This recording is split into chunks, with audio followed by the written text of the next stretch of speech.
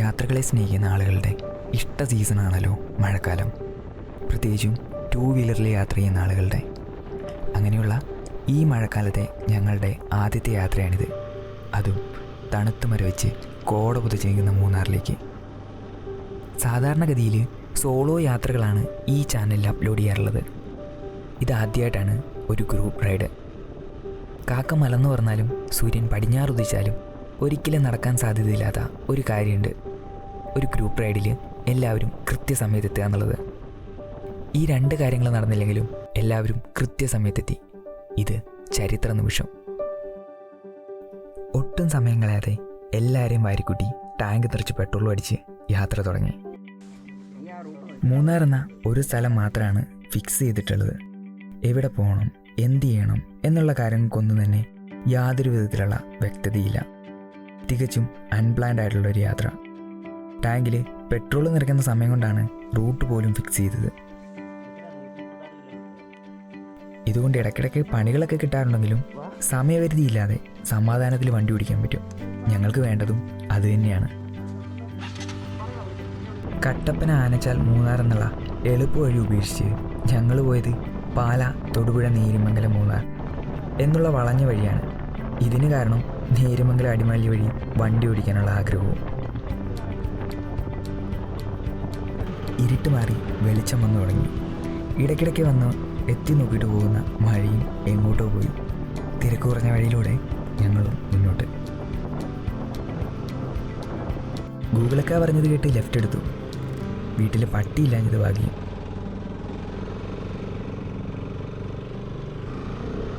അക്ക ഉദ്ദേശിച്ച ലെഫ്റ്റ് ഇതല്ല, ദാ അതായിരുന്നു.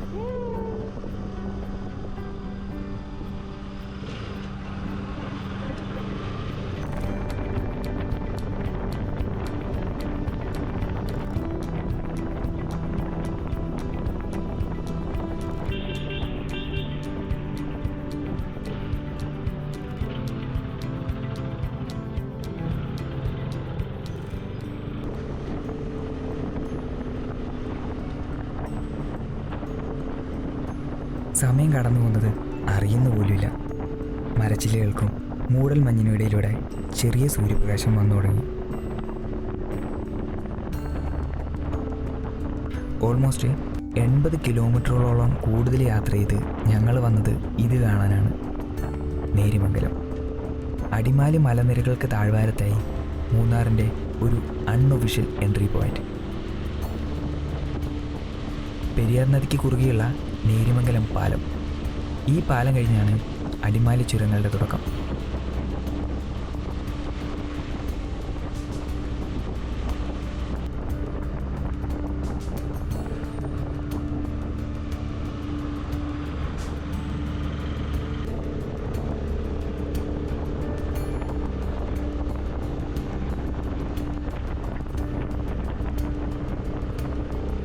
അടിമാലിയുടെ തണുപ്പും സൂര്യൻ്റെ ചെറിയ ചൂടുമൊക്കെ കൊണ്ട് വണ്ടി ഓടിച്ചു. റോഡിലെ തിരക്ക് തീരെ കുറവുള്ളതുകൊണ്ട് തന്നെ സമാധാനത്തിൽ കോർണർ ചെയ്യാൻ പറ്റുന്നുണ്ടായിരുന്നു. ഞങ്ങളും ഹാപ്പി, വണ്ടിയും ഹാപ്പി.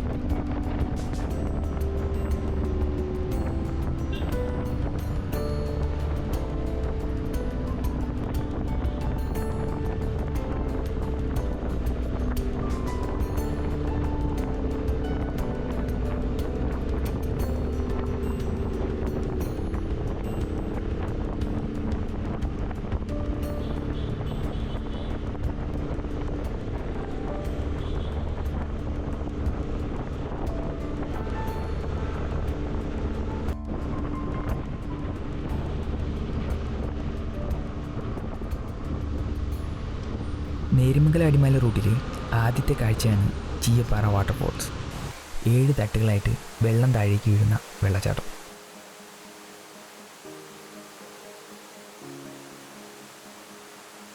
ചെറിയൊരു റെസ്റ്റിന് ശേഷമാണ് അടിമാലി ലക്ഷ്യമാക്കി നീങ്ങിയത്.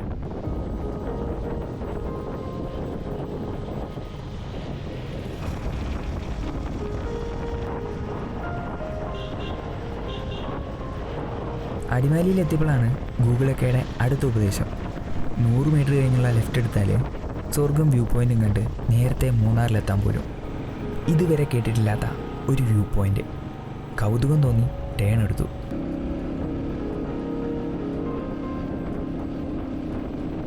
അക്ക പറഞ്ഞത് അക്ഷരം പ്രതി അനുസരിക്കുന്ന വഴി. ശരിക്കും സ്വർഗം കാണിച്ചിരുന്ന കയറ്റം.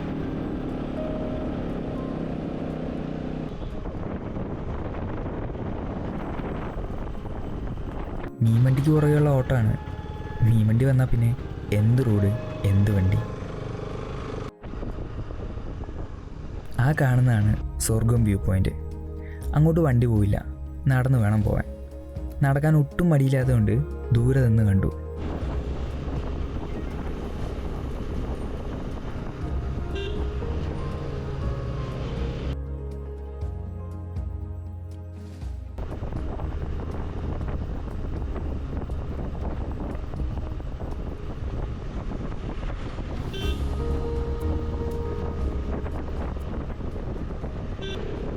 അങ്ങനെ പതിയെ മൂന്നാറിൻ്റെ കോടമഞ്ഞും തേയിലത്തോട്ടങ്ങളൊക്കെ കണ്ടു തുടങ്ങി.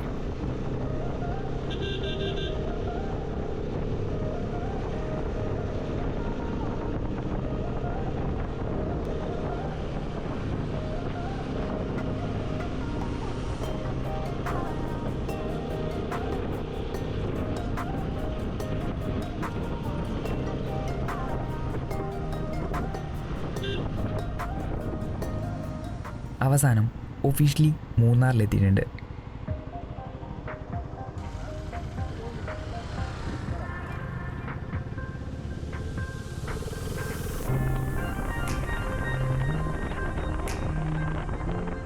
ബ്രേക്ക്ഫാസ്റ്റ് കഴിക്കുന്ന സമയത്താണ് ബാക്കി പ്ലാൻ ഇടുന്നത്.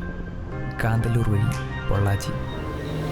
വയറ് നിറച്ച് ഫുഡ് കഴിച്ച് കാന്തല്ലൂരിലേക്ക്.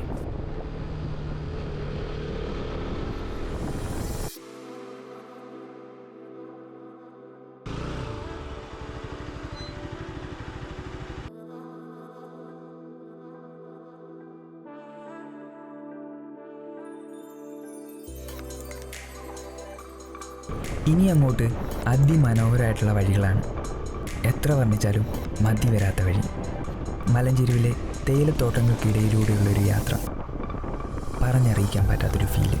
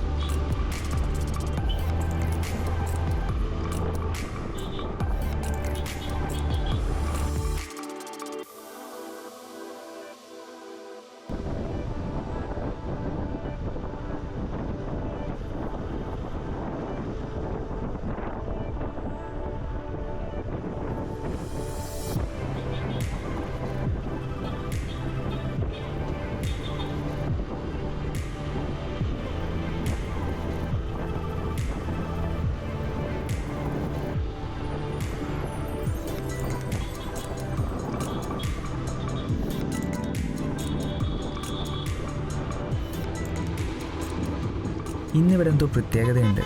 ഏതോ ക്ഷേത്രത്തിലെ ഉത്സവമോ മറ്റോ ആണ്.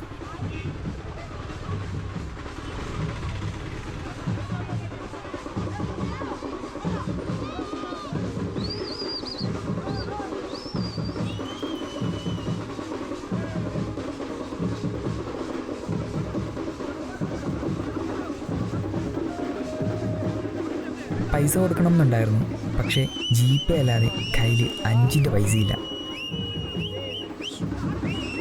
നേർച്ച കിട്ടാത്ത സങ്കടമൊന്നുമില്ലാതെ അവർ ഞങ്ങളെ സന്തോഷത്തോടെയാണ് യാത്രയാക്കിയത്.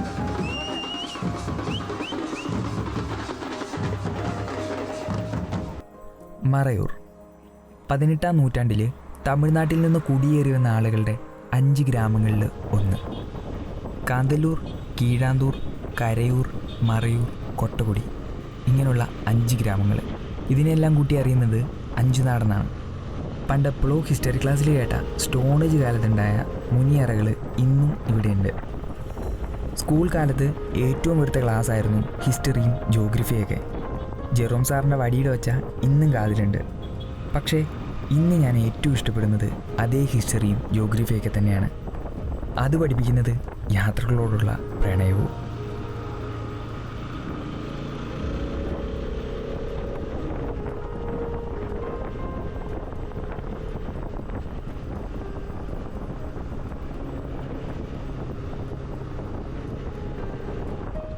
ഇതാണ് 5 നാടിൽ ഒന്നാമത്തെ നാട്, കാന്തല്ലൂർ. രാജ്യത്തെ ഏറ്റവും മികച്ച ടൂറിസം വില്ലേജ്. ശരിക്കും ഈ ഗ്രാമം അത് അർഹിക്കുന്നുണ്ട്. കാരണം അത്ര ഭംഗിയുള്ള ഈ ഗ്രാമം കാണാൻ വേണ്ടിയിട്ട് ഒത്തിരി ആളുകൾ വന്നു പോകുന്നുണ്ട്. ഞങ്ങൾ പോകുന്നത് ഇവിടെയുള്ള ഇരച്ചിൽപ്പാറ വെള്ളച്ചാട്ടം കാണാൻ വേണ്ടിയിട്ടാണ്. നേരത്തെ ഉണ്ടായിരുന്ന മഞ്ഞും തണുപ്പൊക്കെ മാറിയിട്ട് നല്ല രീതിയിൽ വെയിലടിച്ച് പൊള്ളുന്നുണ്ട്.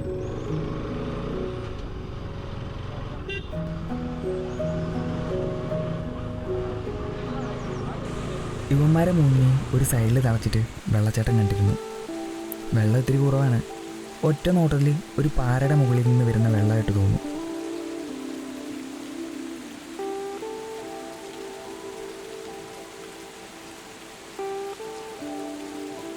ഇരച്ചിലടിക്കുന്നതുകൊണ്ട് ചെറിയൊരു തണുപ്പ് ഫീൽ ചെയ്യുന്നുണ്ട്.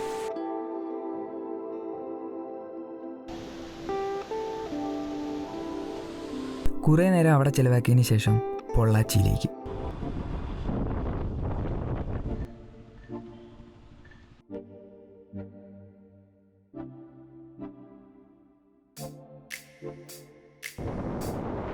മറയൂർ പൊള്ളാച്ചി റൂട്ട്. കുണ്ടും കുഴിയൊന്നുമില്ലാത്ത നല്ലൊരു വഴി. ഇടയ്ക്കിടയ്ക്കുള്ള ഹമ്പ് ഒഴിവാക്കിയാൽ വേറെ പ്രശ്നങ്ങളൊന്നും തന്നെയില്ല. ഇരുവശങ്ങളിലായിട്ട് പരന്നു കിടക്കുന്ന കേരള തമിഴ്നാട് അതിർത്തി വനഭൂമി.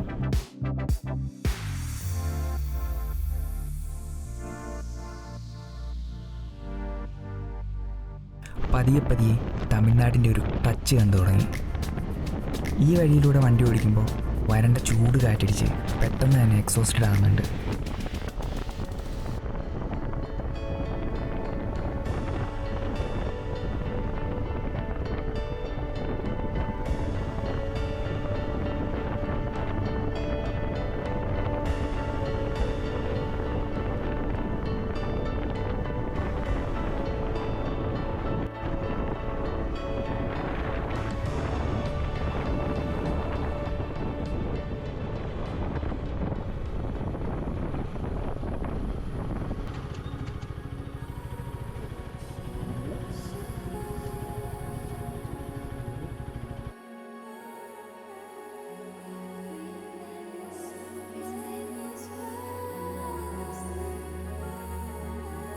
പ്രതീക്ഷിച്ച സമയത്ത് തന്നെ പൊള്ളാച്ചിയിൽ എത്തിയിട്ടുണ്ട്. നാളെ കുറച്ച് ദൂരം കൂടുതൽ യാത്ര ചെയ്യാനുണ്ട്. കേട്ട് കേൾവി മാത്രമുള്ള വാൽപ്പാറ അതിരപ്പള്ളി റൂട്ട്.